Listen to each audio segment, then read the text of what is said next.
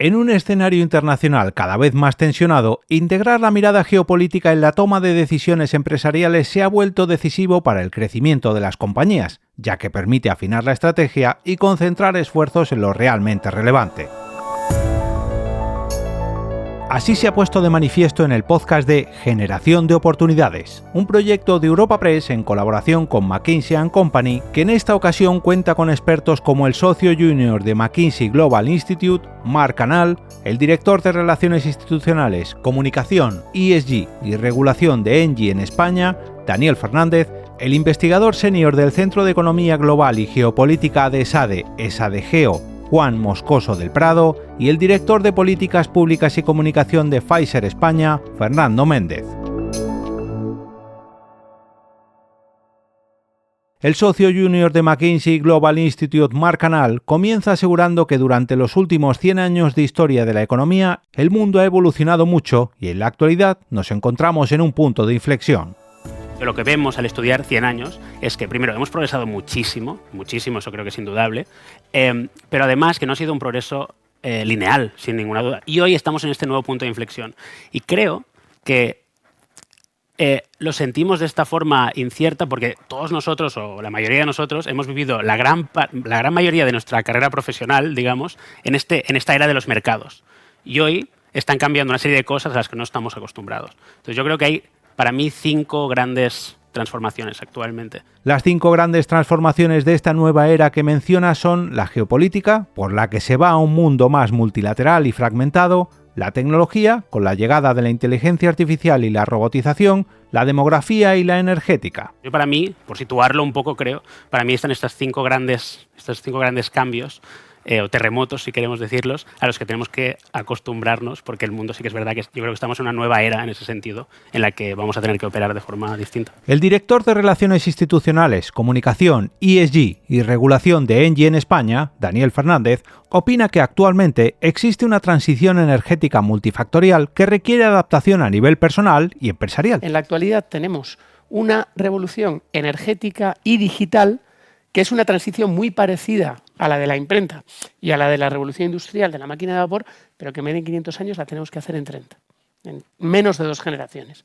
Con lo cual, los que no se adapten o los que no nos adaptemos como compañías y como personas, nos quedaremos fuera, porque las transiciones tienen ganadores y perdedores. Obviamente se trata de que sean transiciones justas, asequibles, pero es muy complicado o tenemos que hacer lo mejor que esté en nuestras manos para poder avanzar y para no quedarnos atrás. De la transición energética pasamos a la industria farmacéutica. El director de Políticas Públicas y Comunicación de Pfizer España, Fernando Méndez, explica que su sector no está al margen de la incertidumbre económica o geopolítica, con nuevos factores como la importancia de la autonomía estratégica o el cambio demográfico. En el caso de la industria biotecnológica, la industria farmacéutica, fundamentalmente nos enfrentamos a un reto y una situación en la que hay un nivel de competitividad muy grande, que es nuevo para nosotros a nivel geopolítico, a nivel global.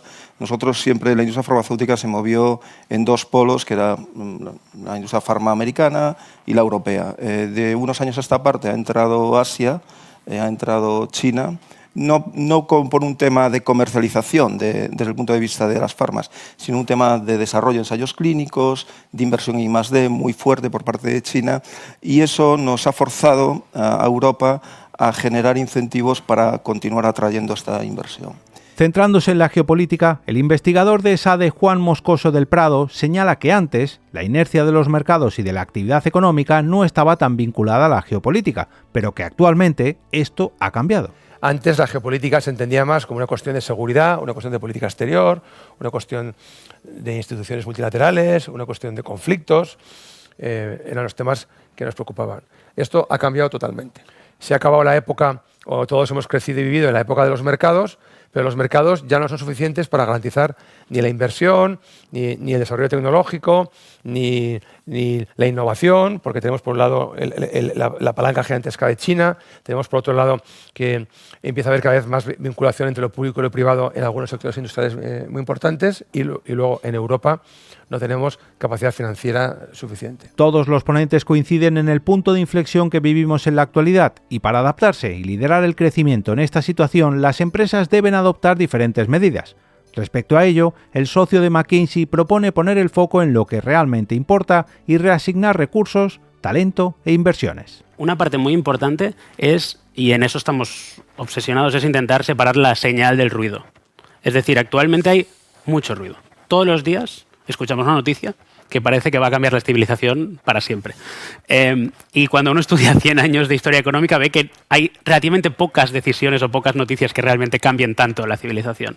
La segunda es, una vez se toma la decisión, creo que sí que ahí es muy importante y cada vez más tener una capacidad de reasignar recursos, reasignar inversiones y reasignar talento relativamente rápido. Desde el sector energético, Daniel Fernández ahonda en la idea de simplificar, agilizar y focalizar. Así, relata cómo en 2021 Engie abogó por centrarse en lo que sabe hacer. Entre el año 15 y el año 2021, la estrategia de Engie era: soy una multi-utility que hago de todo. Y hago de todo me refiero hasta si tengo que poner un parque eólico lo pongo, y si tengo que poner un termostato en casa o vender una app a nosotros a nivel particular, también. ¿Qué hemos hecho del año 21 a la época actual? Es decir, oye, me centro en mi negocio industrial, me centro en la cadena de valor. Si la electricidad y el gas va de generar electrones y moléculas, transportarlos y venderlos, me dedico a eso.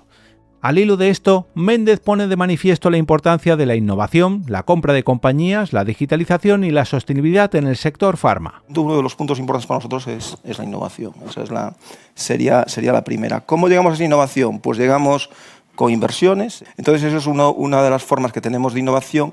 Y la otra, que es mucho más prosaica, que es comprar otras compañías. Y el tercer punto es el tema de la digitalización. Nosotros, y esto también va un poco encadenado con el tema de los ensayos clínicos, hacemos mucho hincapié en el tema de inteligencia artificial, porque nos permite acortar tiempos y además nos está demostrando que los niveles de aprobación son mucho más rápidos. Eso es bueno para nosotros, obviamente, si no miramos en términos de negocio, pero es bueno sobre todo para los pacientes. Y como último punto, yo diría que ese punto estratégico es la sostenibilidad. Con visión académica, desde SADEGEO, Moscoso del Prado considera que para que las empresas incorporen los cambios, deben introducir 3 ejes. Incorporar el factor geopolítico en todos los niveles de la organización, reforzar la interacción con el sector público e integrar ambos aspectos en el núcleo de la empresa, desde la gestión de riesgos hasta la definición de la estrategia. Hemos redactado una regla de 3 principios para que las empresas incorporen estos cambios en su manera de funcionar. Por un lado, el primer pilar es introducir la variable geopolítica en todos los niveles de las empresas, no solamente en el nivel Consejo de Administración. El segundo pilar, las empresas tienen que interactuar mucho más con el sector público, porque esta cooperación público-privada tiene que ver con que el conocimiento geopolítico está mucho en el sector público. Y el tercer pilar es más técnico, es cómo introducir esto realmente en el corazón de la empresa y en la estructura de medición de riesgos y en la estrategia. Y esto ya requiere un análisis más técnico, requiere también apoyo externo de las consultoras especializadas y mucho manejo de datos y de información a la que se puede acceder ahora con la digitalización. Tras exponer estas necesidades, los ponentes coinciden en que es necesario implementar estas prácticas para lograr un crecimiento empresarial. A juicio de Canal, se debe pasar de ver los límites a ver el potencial. Yo creo que hay un punto importante que es para mí y que digamos que es transversal a lo que hemos dicho, que es, y voy a ir un poco más a lo concreto y a lo macro, aún así concreto, que es pasar de empezar por una mentalidad de escasez, digamos, a una mentalidad de abundancia, podríamos decir. ¿Y qué quiero decir con eso en particular? Creo que en Europa, en España en particular, pero también un poco en Estados Unidos, al haber tenido poco crecimiento durante unas cuantas décadas y tal, cada vez vemos el mundo más como un juego de suma cero, digamos. O sea, unos ganan y otros pierden, ¿no? Y para que uno gane, otro tiene que perder. Y yo creo que eso es empíricamente falso, es decir, en los últimos 100 años, como he dicho, pues hemos progresado todos mucho a la vez, entonces es perfectamente posible. Y creo que se traduce en abundancia muy concreta en varios temas. El representante de Engie comparte la mentalidad positiva del socio de McKinsey y aboga por compartir la visión estratégica de la compañía con los trabajadores. Hay un factor muy diferencial y que el grupo nos lo pide a los equipos directivos, país, etcétera, es centrarte en prometerle al talento que tienes y al talento que abrazas que va a protagonizar esa transición, esa descarbonización, etcétera. Ahora mismo en el grupo los eslóganes en este sentido es hoy es un buen día para saludar al mañana, hoy es un buen día para hacer realidad el futuro, es decir, ven a trabajar en mis equipos y hará realidad la descarbonización. Así, para poder llevar a cabo esa descarbonización, defiende la importancia de los asuntos públicos y la colaboración entre instituciones públicas y empresas privadas. La interrelación de asuntos públicos, relaciones institucionales, colaboración público-privada y negocio es fundamental. En nuestro caso, comunicación, sostenibilidad, regulación de asuntos públicos en la misma dirección. En el sector farmacéutico, como explica el directivo de Pfizer, cobra importancia el talento, pero también la seguridad jurídica, la predictibilidad y la equidad en el acceso a los tratamientos. El tema del talento es clave para nosotros. Nosotros muchas veces lo que es el talento intentamos que sea lo más, y en los últimos años lo que hemos hecho, lo más transfronterizo, es decir, intentar traer mucho talento de fuera e intentar trabajar en equipos pues muy variados. Después tenemos otro tema que está muy relacionado y en nuestro sector es muy importante.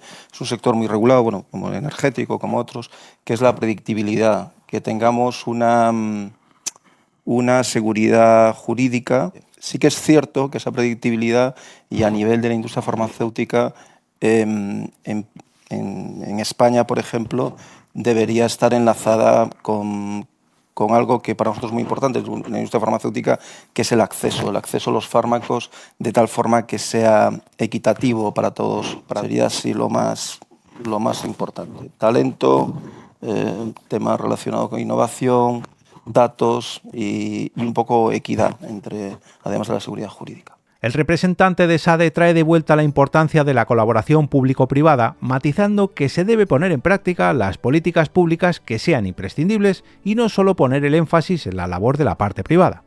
Por resumir o identificar un elemento clave, yo creo que es fundamental la cooperación público-privada.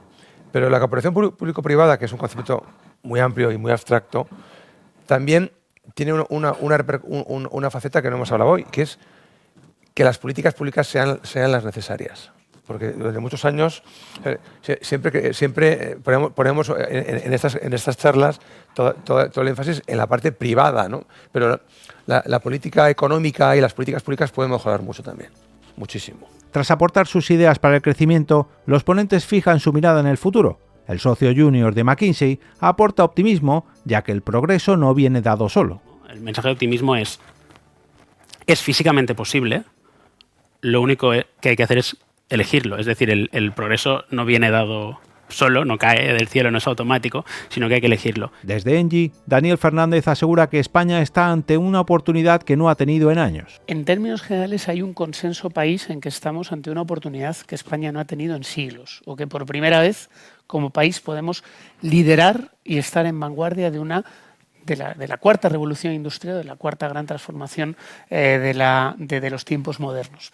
Con lo cual, tenemos que hacer un esfuerzo por pragmatismo, simplicidad y aceleración. Fernando Méndez también se hace eco del optimismo. En su ámbito, aboga por el cuidado del talento con incentivos salariales y por la colaboración entre la sanidad pública y la privada. La principal fortaleza que tenemos es que tenemos un sistema sanitario muy robusto en todos los países, tenemos unos profesionales con un nivel muy alto, muchos de los cuales acabamos exportando, como es el caso de España, y eso deberá mejorarse en niveles de incentivos.